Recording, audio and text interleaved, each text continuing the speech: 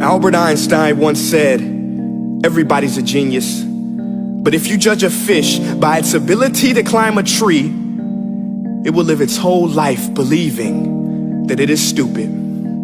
Ladies and gentlemen of the jury, today on trial we have modern day schooling. Glad you could come. Not only does he make fish climb trees, but also makes them climb down and do a 10-mile run. Tell me, school, are you proud of the things you've done?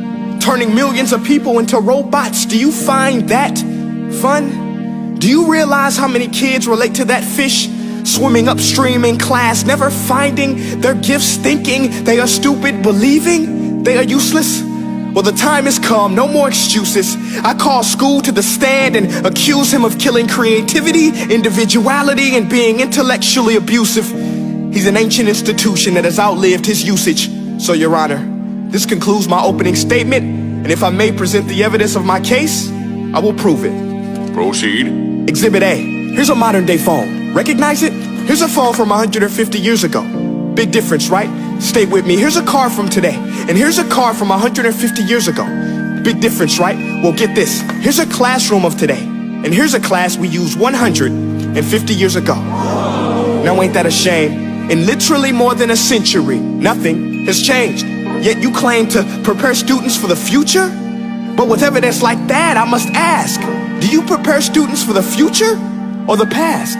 I did a background check on you and let the record show that you were made to train people to work in factories, which explains why you put students in straight rows, nice and neat, tell them sit still, raise your hand if you want to speak, give them a short break to eat, and for 8 hours a day tell them what to think.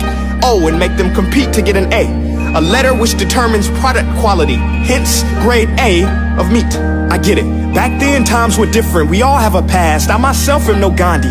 But today, we don't need to make robot zombies. The world has progressed. And now we need people who think creatively, innovatively, critically, independently, with the ability to connect. See, every scientist will tell you that no two brains are the same.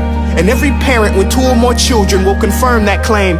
So please explain why you treat students like cookie cutter frames or snapback hats, giving them this one-size-fits-all crap. Watch your language. Sorry, Your Honor, but if a doctor prescribed the exact same medicine to all of his patients, the results will be tragic. So many people will get sick, yet when it comes to school, this is exactly what happens. This educational malpractice, where one teacher stands in front of 20 kids, each one having different strengths, different needs, different gifts, different dreams, and you teach the same thing the same way? That's horrific.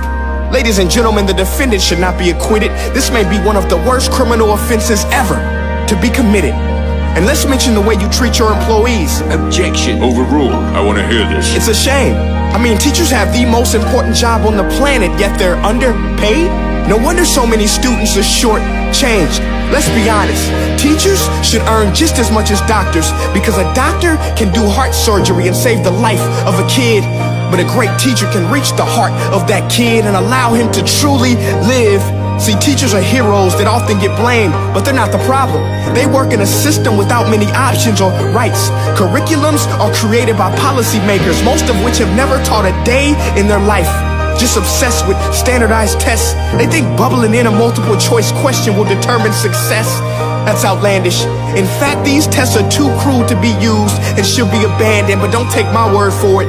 Take Frederick J. Kelly, the man who invented standardized testing, who said, and I quote, "These tests are too cruel to be used and should be abandoned." Ladies and gentlemen of the jury, if we continue down this road, the results will be lethal. I don't have much faith in school, but I do have faith in people. And if we can customize healthcare, cars, and Facebook pages, then it is our duty to do the same for education, to upgrade it, change it, do away with school spirit, because that's useless. Unless we're working to bring the spirit out of each and every student, that should be our task. No more Common Core. Instead, let's reach the core of every heart in every class. Sure, math is important, but no more than art or dance. Let's give every gift an equal chance. I know this sounds like a dream, but countries like Finland are doing impressive things. They have shorter school days, teachers make a decent wage, homework is non-existent, and they focus on collaboration instead of competition. But here's the kicker, boys and girls. Their educational system outperforms every other country in the world. Other places like Singapore are succeeding rapidly. Schools like Montessori, programs like Khan Academy. There is no single solution, but let's get moving. Because while students may be 20% of our population, they are 100% of our future. So let's attend to their dreams, and there's no telling what we can achieve. This is a world in which I believe, a world where fish are no longer forced to climb trees. I'll rest my case.